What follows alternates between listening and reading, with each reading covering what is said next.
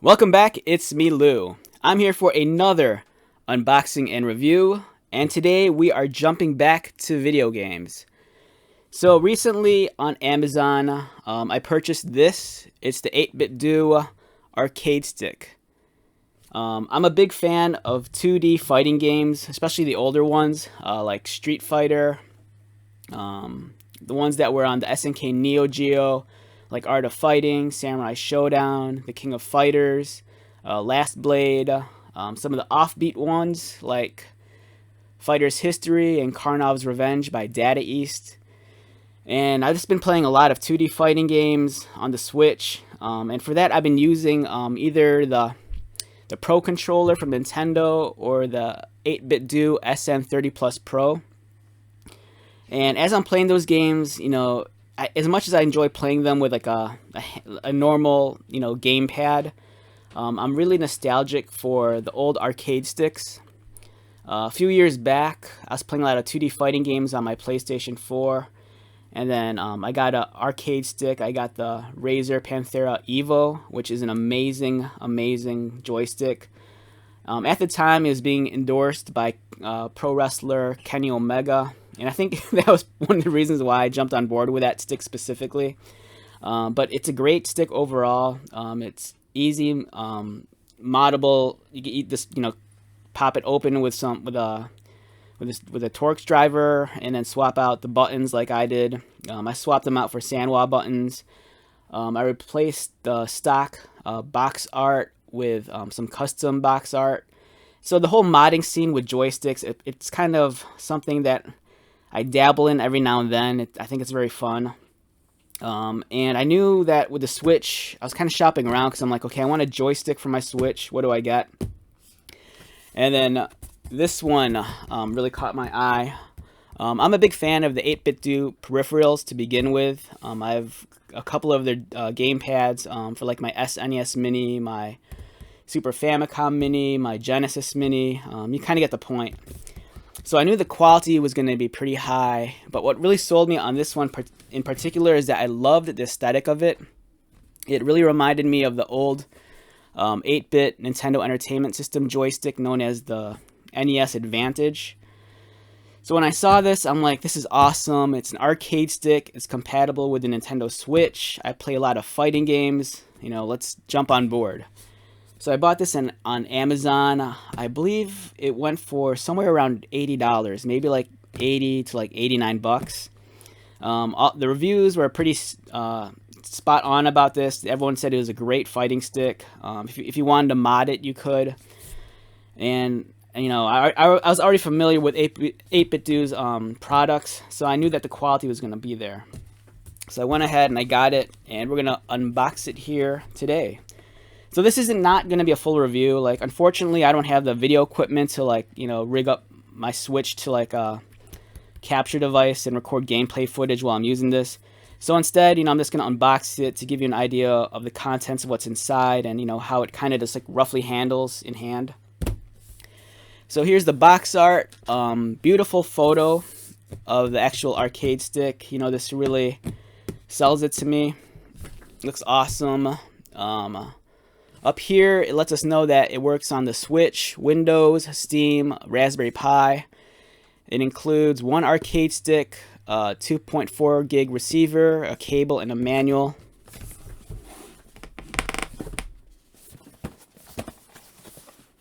On the back of the box, let's take a look at that. All right, let's get this in focus. Give me a moment.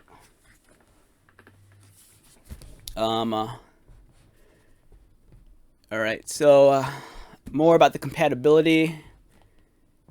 It works on the Switch, Windows 10 and above, Bluetooth 4.0, Windows 10 and above, Bluetooth 2.0 and above for the Raspberry Pi. And then here's a mapping of all the buttons and their functions. On the upper left corner, we have a dial on number 1, and that's the mode switch. So you could toggle it off, you could toggle it for use on the Switch, or you could toggle it for X input, which is for like Windows and Steam. Number 2 is a control stick switch, so that you could turn the dial to make the joystick either be the left stick, the D-pad, or the right stick. Number 3 is the pairing button, so when you're using it wirelessly, you can pair it to your console. Number 4 is the turbo button, so if you want turbo functionality with your buttons, you could get that. Number 5, that's your home button. Number 6 is P1 and P2. So that I'm pretty sure that doesn't stand for player 1 or player 2. So you could download software, I think it's like called Ultimate software, and you could like remap the buttons on the control pad. So then I think you could save those macros and either save them as P1 settings or P2 settings. Number 7 is the LED lights. Number 8 is the connection switch. So you can set that for either Bluetooth or 2.4 gig. Number 9 is the select, the minus, or the view button. Number 10 is the start, the plus, or the menu button. And number 11 is the joystick. Okay, let's take a look at this.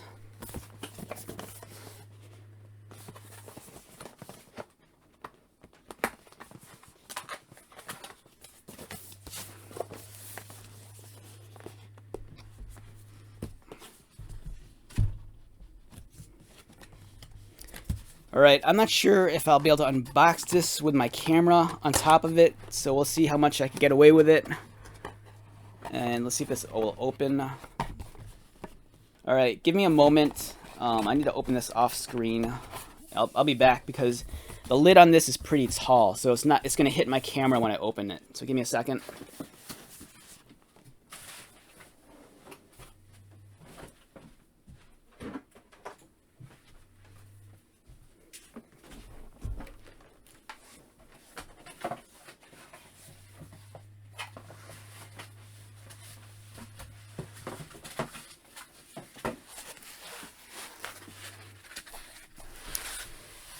Okay, so here are the contents of the joystick.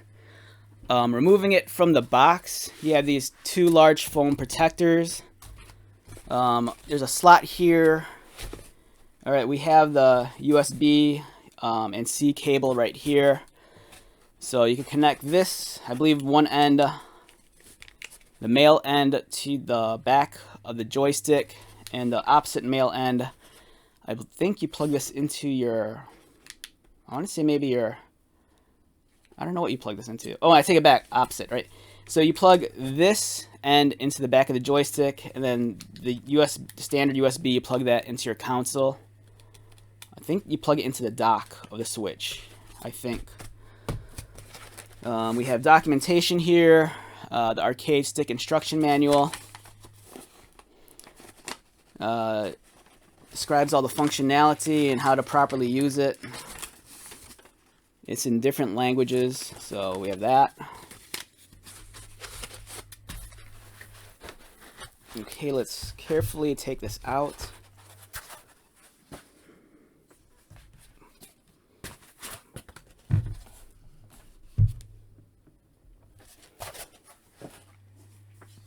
Alright, there's some stickers on top of the buttons.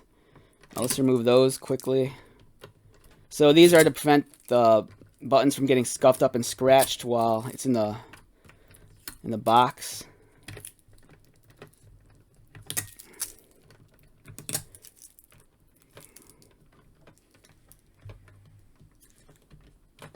Alright, so from my understanding, from what I've read on like some of the reviews, people said that the actual control lever and the buttons, they're not Sanwa buttons, and it's not a Sanwa stick. And if you're unfamiliar with Sanwa, Sanwa is pretty much the standard when it comes to like arcade cabinets and fighting controllers. A Sanwa stick and buttons, that's what you're actually going to find on like a legit arcade cabinet. And competitive players, they're really keen on using them for their own personal fight sticks. That's why it's so important that the joystick you get is customizable.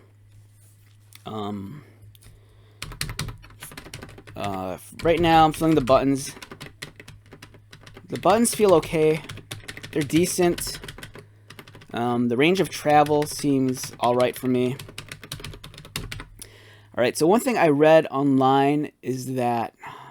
Alright, let's switch that to...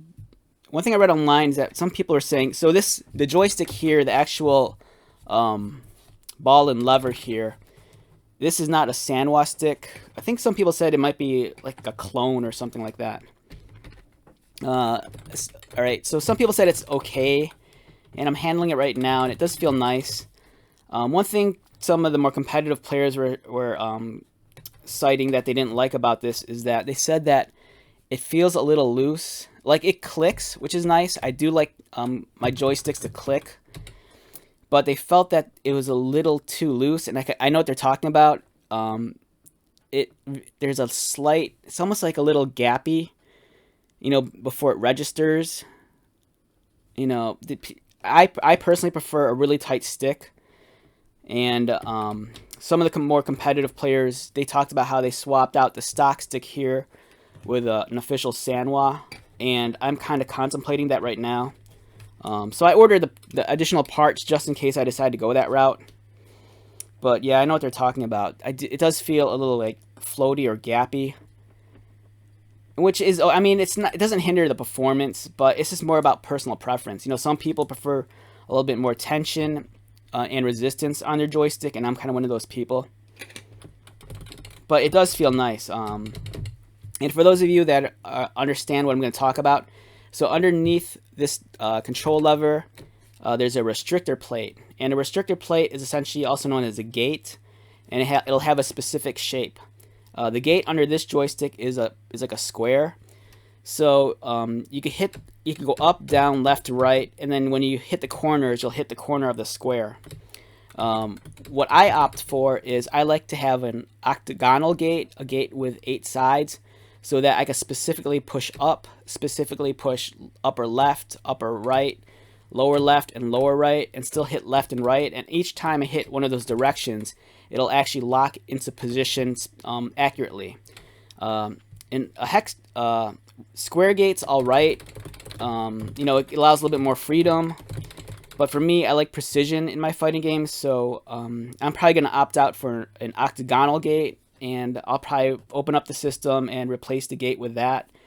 And I'll probably also change out the control lever for a Sanwa one, just because the Sanwa one does provide a little bit more tension and resistance as opposed to this, where it's a little floaty, as you can see here. Which isn't bad, because in all honesty, a lot of joysticks are like that. But it's just a question of personal preference. The buttons are nice, and you know, I could probably get away playing with these. But while I'm at it, since I'm opening up the whole system, I'm probably going to swap them out just for the professional grade Sanwa buttons. I've done it before with my PlayStation Razor joystick, and I'm just more accustomed to that feel, although these are great. And while I'm at it, I'm also going to change the ball top on the control lever here. So this is a perfect ball, which is nice. But in arcades, the ball top is actually more common in arcades like in Asia and like in Japan. You know, I was always familiar with handling ball tops, you know, cupping it between my fingers like this and going like that. You know, a lot of players are more so, you know, some players like hold it on top. For me, I always kind of held it underneath. What I'm going to do, though, I'm going to swap out the ball top for a bat top. Bat tops were more common in American arcades. And a bat top is just that. It's almost shaped like the top of a baseball bat. And it's longer than a ball top, a little bit narrower. And towards the top, it does kind of have a ball shape. Those were very common, like if you played the original Street Fighter cabinets back in the day. It was more of a stick as opposed to this stockier ball. And I could play with this. I grew up playing Neo Geo with the ball top because I had a Neo Geo system at home. But I do miss having a stick, so I'm probably gonna go with the stick. And I'm probably gonna order one while I'm at it, and just replace. So I'm gonna do a couple of modifications to this. I'm gonna swap out the stock buttons for Sanwa buttons. Swap out the control lever for a Sanwa control lever. Replace the square gate with an octagonal one, and then change the ball top to a bat top. If you're curious about this, it has a lot of weight to it, so if you put this on a table, it's not going to slide around, especially since it has some rubber pads on its feet. And one thing that this fell off, I don't know what this is. It's like a weird magic trick. All of a sudden, okay, I take it back. Okay, there's this cardboard insert placed on top of here, and this isn't actually part of this console itself. It's just more of a key to let you know what each button does. So yeah, immediately when I flipped it over, I'm like, oh my god, it's falling apart already. So yeah, stock out of the box, this will be here. It's a quick reference guide to let you know what everything is here, because it's not all entirely labeled. So this will come in handy. But yeah, this is really heavy. There's some rubberized feet here, so if you put it on the table, it's not going to move around. Here's the slot for the receiver. It's the traditional 8BitDO receiver, and you can switch it here. The instructions for either Bluetooth or 2.4 gig. I believe for the switch, I'm probably going to use it. I believe it's 2.4. You want to use Bluetooth, not 2.4, I think. And there's also a port in here. It looks like a USB-C port. So you could play with a wired connection, which might provide for better performance, and you probably won't get lag. So yeah, it's a nice stick. In terms of the size, you're looking at something that's about almost 8 inches deep, and it's about 11 3/4 long. And height-wise, it stands at about roughly 2 inches, and that's not including the control lever. So you can easily put this on your lap. It's slightly smaller than some of the Pro joysticks, but for me that's okay. I don't want something that's too gigantic. It is kind of heavy though, so if you play on your lap, be prepared, because if you do long game sessions, you might get worn down by this thing. Control-wise, it feels nice. One thing I saw some people complain about is that they felt that there wasn't enough space towards the bottom for a palm rest. And I could kind of see that. You know, if you're jumping from the top buttons to the lower buttons, some people feel more comfortable having that additional firm space underneath that their palm can rest on. Over here, it's a little short, but I think I could easily adapt to that. Alright, so one of the key reasons why I bought this is that, as I stated earlier, I love the aesthetic of this. It reminds me so much of the old Nes Advantage Joystick, and I actually do have that on hand. So let's take a look at that.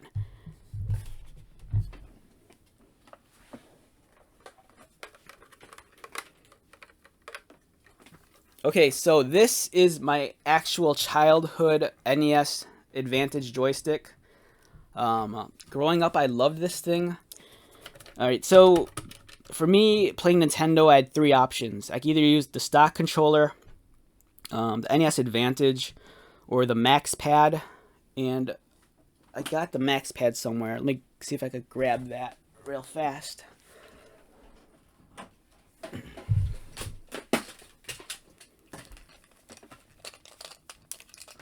Here's the old Max Pad for the NES, and this was actually an official NES product, and I loved this controller. This was like my favorite controller. For some reason, this weird D-pad always appealed to me, but I never played it with my thumb necessarily on this dial here that moved around. I'd always just go back and forth, jumping from position to position. And I think partially was because this was much larger than the D-pad that came with the stock controllers. I loved how the turbo buttons were easily locatable underneath the stock buttons up here. I liked the handles on the side. It was very ergonomic. So yeah, this was like my favorite NES controller. But the NES Advantage took a easy second. It felt more appropriate for certain games. The turbo functionality was awesome, but I kind of felt that the turbo buttons on here, they seemed like they were faster than the max setting on the Advantage. So the Advantage turbo buttons was cool because you could easily activate them by pressing these buttons, and it would activate and it would light up. And then you could adjust the speed of the turbo functionality by adjusting this dial. So if you wanted it low, you can have it towards here, but then if you turned it to the right, it'd increase the repetition of the button presses in terms of turbo function. This one also had 2 ports right here, so you can easily swap between player 1 or player 2.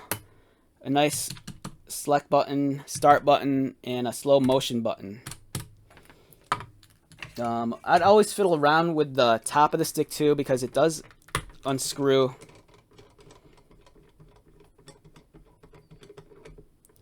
So yeah, you can unscrew it. It's smaller than a stock arcade cabinet ball top.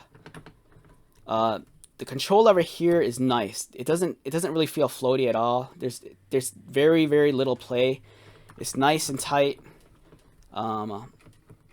It feels like it has, I don't know. It's really nice. It's nice and tight. It springs back to neutral really fast. Great joystick.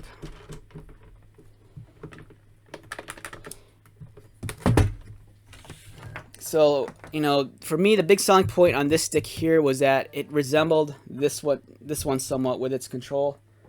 With its color aesthetic. The aesthetic and design reminded me very much of the old NES Classic and the Advantage.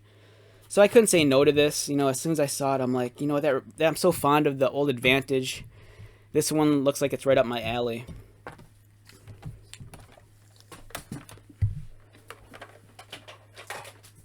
Okay, so let's wrap this video up. Again, I apologize that I didn't do like a solid review on this, with it actually being used. Right now, I don't have the video equipment to capture like video gameplay.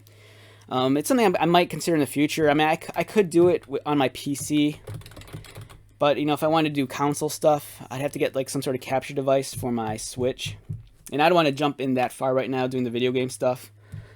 But I did want to share this with you in case you're someone that's interested in checking the stick out up close. It's nice. It's a very quality build, very heavy, and it's, according to what I've read, it's easily, you can easily mod it out. So if you want to trick it out with like different buttons and a different control lever, you could, and that's one of the reasons why I got it. I might do a follow-up video once I swap out the buttons and the stick, just so you can see what it'll look like. Alright, so until the next video, once again, my name is Lou. Thank you so much for checking this out. If you are new to my channel, welcome. If you are a returning viewer or subscriber, thank you so much for your likes, comments, and support. I greatly appreciate it. So until the next video, be safe, take care of yourself, and most importantly, be happy. Alright, I'll talk to you later.